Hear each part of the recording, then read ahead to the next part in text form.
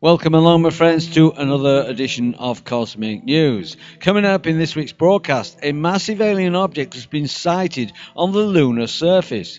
Plus, warning that deadly bird flu sweeping Asia right now is about to enter a new phase, human-to-human contact, and also how the United States got hold of alien technology and how they were used by the evil aliens, the Draconian Saurians, to achieve their hostile aims, and what the church isn't telling you all about Nibiru and the Anunnaki.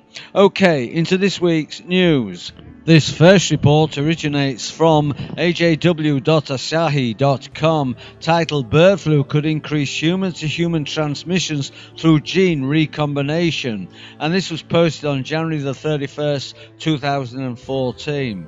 As China celebrates the Lunar New Year, the European Centre for Disease Prevention and Control (ECDC) warned that the H7N9 bird flu virus, currently rampant in the country, could trade genes with seasonal influenza viruses in the same patients, enhancing its infectious capability. On January the 27th, the organisation updated a report titled "Human Infections with a Novel Avian Influenza A H7N9 Virus China" to point out the possibility of genetic recombination in people co-infected with the bird flu and seasonal influenza. Seasonal influenza type H3N2 and H1N1 have been reported by the World Health Organization to be spreading in southern areas of China. Chinese New Year, which falls on January the 31st this year, will dramatically increase the potential for human exposure to both a H7N9 and seasonal influenza viruses, increasing the risk of reassortment of Inhumans. Hundreds of millions of Chinese are returning to their villages over the festive season in what is believed to be the world's largest annual human migration, said the ECDC in the updated report. This next report originates from the epochtimes.com, titled "Huge Alien Object Spotted on Moon via NASA Imaging Plus Photos" by Tara McIsaac, Epoch Times, and this was posted on January the 21st, 2014. Google Moon shows what appears to be a massive alien spacecraft on the moon.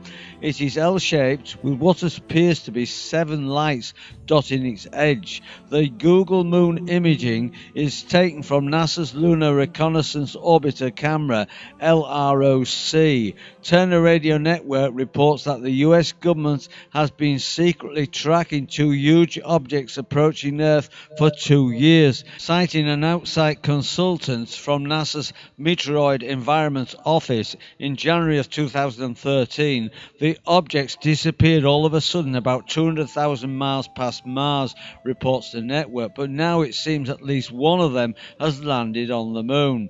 On January the 15th, NASA launched 3 Terrier Orion suborbital rockets from the Wallops Flight Facility in Virginia for the Department of Defense, DoD. The NASA press release states, at the request of DoD project manager, no real-time status updates will be available. The launch will not be shown live on the internet, nor will launch status updates be provided on social media once the countdown begins.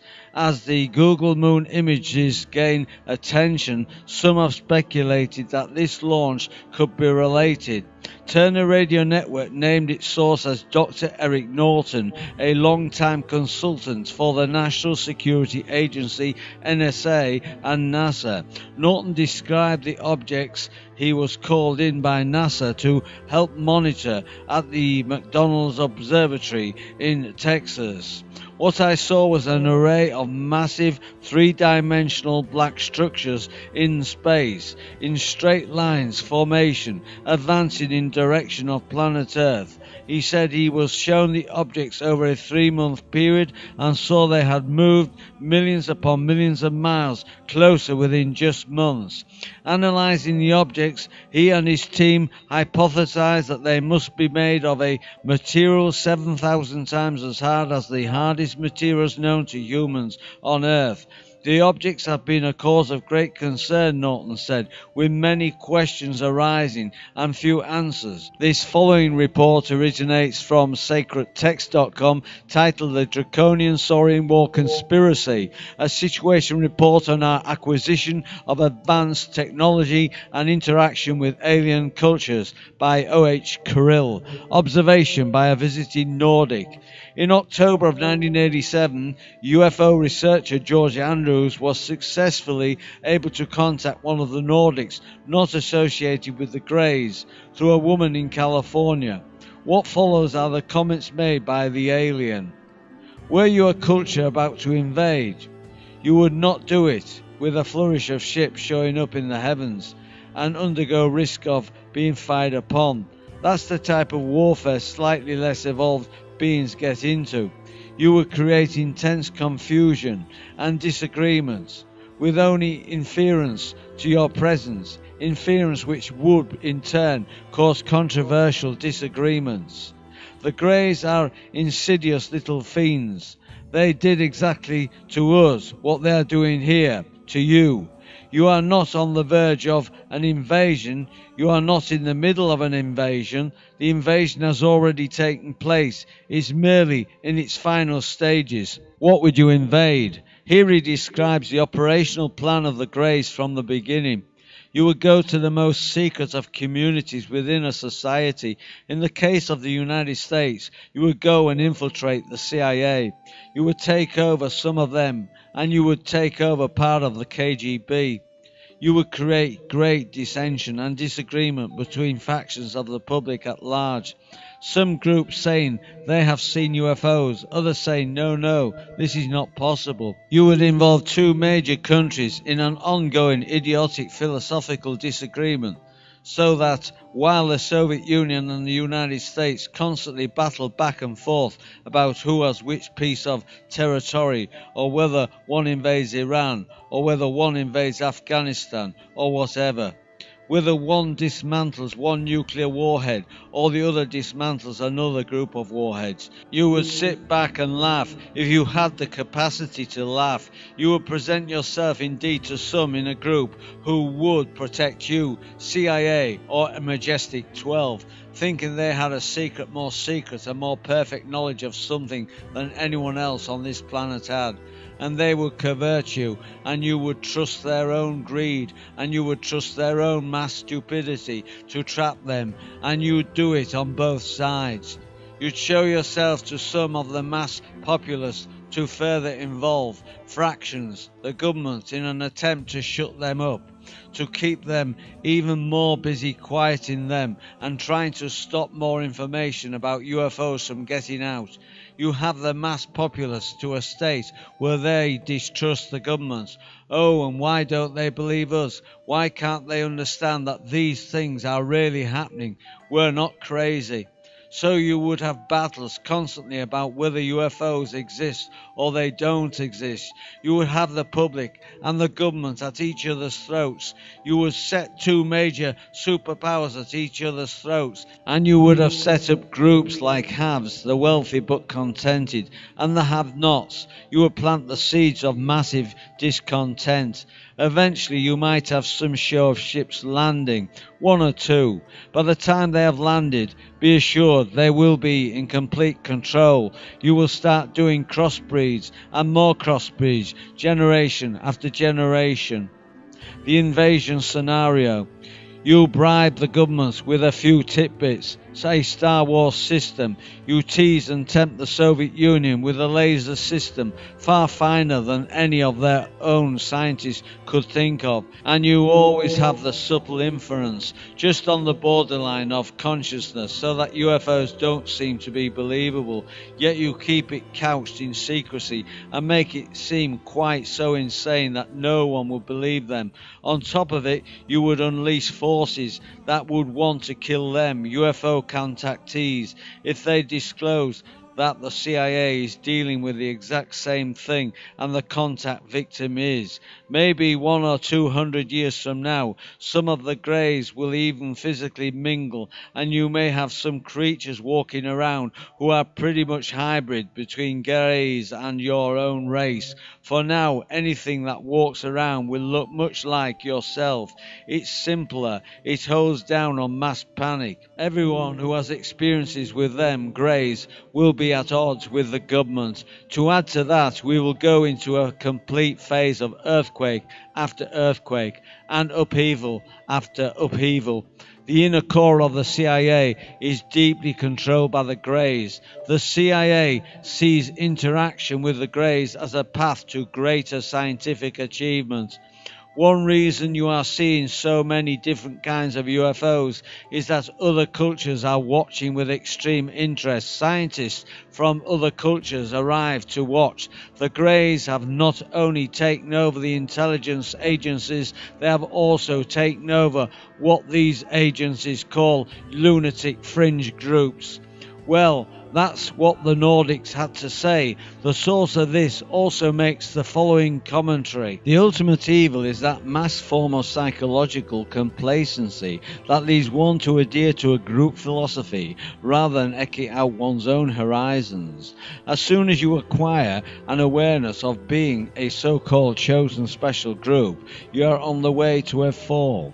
That is the seed of destruction in any society and any culture, and it leaves it vulnerable. It will be the eventual undoing of the Greys as well. They see not their error, it is their very weakness they seize upon that is their own inherent weakness. To try and change a Grey or a cultish style of star person or a CIA member is futile. It will happen, but all in its own good time. It is the spirit that makes everyone stand up and disagree with something that is untrue and incorrect that will be the thorn in the side of the Greys and the other forces that have aligned with them. During the occupation of the Greys, they have established quite a number of underground bases all over the world, especially in the United States. One such base, among others in the same state, is under Achaleta Mesa, which is about 2.5 miles northwest of Dulce, New Mexico. Details about that base have come across by way of two sources. The first source is by way of an abduction of a woman and her son who witnessed the pickup of a calf for extraction of biological materials. In May 1980, a most interesting case occurred in northern New Mexico. A mother and her son were driving on a rural highway near Cimarron when they observed two craft in the process of abducting a calf. Both of them were then abducted and taken on separate crafts to the underground installation, where the woman witnessed the mutilation of the calf. It was alleged that she also observed vats containing cattle body parts floating in a liquid, and another vat containing the body of a male human. The woman was subjected to an exam, and it was further alleged that small metallic objects were implanted in her body, as well as into her son's body. More than one source has informed us that CAT scans have confirmed the presence of these implants. Jim McCampbell and Dr. Paul Benswitz on July the 13th, 1984. Benswitz reports that through regressive hypnosis of the mother and child, required only in about 30% of abduction cases, and his own follow-up investigation, including communication received via his computer terminal, which are ostensibly from a UFO-related source. He was able to determine the location of the underground facility, a kilometer underground beneath Achaleta Mesa on the Jicalia Apache Indian Reservation near Dulce, New Mexico. Since 1976, one of the areas of the U.S. hardest hit by mutilations, Benswitz's information is that this installation is operated jointly as part of an ongoing program of cooperation between the U.S. government and the EBs. There are also underground bases at Kirtland Air Force Base and Holloman Air Force Base, as well as at scores of other bases around the world, including Bentwater, England. To view the full transcript, go to my website endtimes23.com, where I've posted the link. This final report originates from in5d.com, titled What the Church Isn't Telling You About Nibiru and the Anunnaki, and this was posted on January the 31st, 2014 by Greg Preston, MS. Silently, the Vatican is releasing information about Nibiru entering our solar system and extraterrestrial neighbours who have already met with Vatican officials, but they're not telling you everything. While the mainstream media remains conspicuously silent while distracting our attention to idiotic events such as Justin Bieber's DUI disclosure, information has been slowly leaked by the Vatican, indicating the presence of extraterrestrials on and visiting our planet, along with an incoming anomaly called Planet X and or Nibiru. What the Church isn't telling you about Nibiru and the Anunnaki. In 5d.com, the following testimonies confirm the Vatican's knowledge of extraterrestrials and Nibiru. Religion needs to recognize extraterrestrials. Pierre Lina, a French astrophysicist and member of the Pontification Academy, stated at a November 2009 astrobiology conference hosted by the Vatican, astrobiology is a nature science that says very interesting things that could change the vision humanity has of itself. The Church cannot be indifferent to that. Full disclosure is imminent. Chris Impey, a university distinguished professor and deputy head of the Department of University of Arizona and a keynote speaker at the astrobiology conference, added, "The first discovery is only a few years away." Extraterrestrial salvation. Guy Gosselmago, leading astronomer for the Vatican, stated, "Very soon the nations will look to aliens for their salvation." Gosselmago believes that humans are not the only intelligent beings created by God in the universe, and added these non-human life forms are described in the Bible as the Nephilim. A new, truthful story needs to be written. Dr. Christopher Golbali, Vice Director for the Vatican Observatory Research Group on Mount Graham until 2012, who believes our image of God will have to change if disclosure of alien life is soon revealed by scientists. ETs are already here. The late Vatican Monsignor Corrado Balducci not only believes in the presence of alien intelligences already interacting with our planet, but also believes that the Vatican has been aware of it. Balducci believes that extraterrestrial contact is real and the extraterrestrial encounters are not demonic. They are not due to psychological impairment. They are not a case of entity attachment, but these encounters deserve to be studied carefully. Vatican spokesman to our galactic neighbours, Balducci went on to state, "As God's power is limitless, it is not only possible but also likely that inhabited planets exist. I always wish to be the spokesman for these star people who also are part of God's glory, and I will continue to bring it to the attention of the Holy Mother Church." In 5D side notes, imagine that someone from the Church who has kept the truth hidden for millennia wanted to represent our planet as a spokesman with our galactic neighbours. Say goodbye to religion. An excerpt from an article entitled Exo Vaticano, Thomas Horn stated, in a paper for the Interdisciplinary Encyclopedia of Religion and Science, Father Giuseppe Tanzelli Nitti and Opus Dei, theologian of the Pontification University of the Holy Cross in Rome, explains just how what the Church isn't telling you about Nibiru and the Anunnaki in 5D.com could actually be evangelized during contact with spiritual aliens, as every believer in God would, he argues, greet an extraterrestrial civilization as an extraordinary experience and would be inclined to respect the alien and to recognize the common origin of our different species as originating from the same creator, according to Giuseppe. This contact by non-terrestrial intelligence would then offer new possibilities of better understanding the relationship between God and the whole of creation. Giuseppe states this would not immediately oblige the Christian to renounce his own faith in God, simply on the basis of the reception of a new, unexpected information of a religious character from extraterrestrial civilizations, but that such a renunciation would come soon after, as the new religious content originating from outside the earth is confirmed as reasonable and credible. Once the trustworthiness of the information has been verified, the believer would have to reconcile such new information with the truth that he or she already knows and believes on the basis of the revelation of the one and triune God, conducting a rereading of the Gospel inclusive of the new data. The Vatican has known about Nibiru for quite a while. In a 1997 interview with Art Bell on Coast to Coast AM, Father Malachi Martin was asked why the Vatican was heavily invested in the study of deep space at the Mount Graham Observatory. Martin replied, because the mentality amongst those who are at the highest levels of Vatican administration and geopolitics know what's going on in space and what's approaching us could be of great import in the next 5 to 10 years.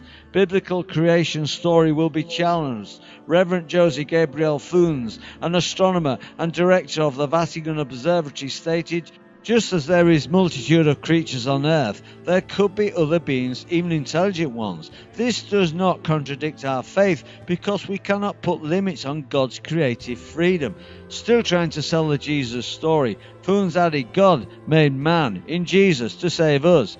In this way, if other intelligent beings existed, it is not said that they would have need of redemption. They could remain in full friendship with their Creator. Vatican Insider blows the whistle on Secretum Omega and Nibiru. In 2005, a high-ranking Jesuit Vatican Insider released footage of Nibiru along with documentation from the highest secrecy of the Vatican in a project called Secretum Omega, which was a top-secret venture with NASA, in which a high-powered infrared camera was secretly placed into orbit to monitor the elusive 10th planet. This insider stated, what I can say is that it was built in the 1990s with the object of studying all anomalous celestial bodies approaching Earth, similar to what the CIA did with one of its secret eyes, the twin to Hubble called Skyhole 12, aka Keyhole 12. Moreover, the SIV was informed during the meeting of the aliens with Pope Pius X11 of the approach of a celestial body to the solar system, in which resides an advanced, very warlike alien race. Very shortly, I knew that the material that I should have been receiving in Rome and then analyzing on a computer was very interesting and extremely secret. It was during the analysis of certain data and information from the Alaska Radio Telescope that we discovered that one remote deep space probe, part of a deep space exploration program called Silo, which was started in 1990, had taken a photograph of a huge planet getting closer to the solar system. The information was received in Alaska during October of 1995, which is when my problems started. I discovered that I was not chosen to decode that particular transmission, and a dangerous situation evolved. At that time, my contact revealed to me that inside the Vatican there were two factions struggling over possession and control of this information, which was classified far beyond top secret.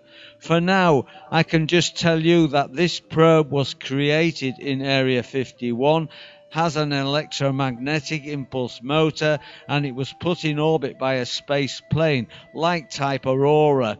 The probe did not have any calculations or pre-indications of the trajectory or the precise location of Nibiru, because its purpose was to approach that planet, correcting its direction to avoid impact and to return to this solar system to a position close enough to transmit the data and images to the secret radio telescope located in Alaska. To view the full transcript, go to my website endtimes23.com, where I've posted the link. Okay, my friends, you're all invited to join this channel by subscribing to End Times 23, which is a totally free subscription service. You're also invited to add me as a friend on Facebook and follow me on Twitter. If you'd like to drop me a line on my blog, by all means do so, or if you'd like to join one of my circles on Google+, all the links are under this video.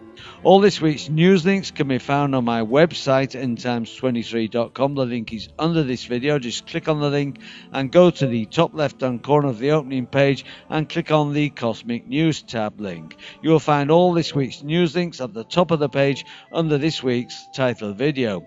Well, that's your lot for this week, my friends. I do hope you've enjoyed the show. I'll be back with you in a week's time with another edition of Informer News. So until then, this is your Informer signing off, friends. I'll see you on the flip side.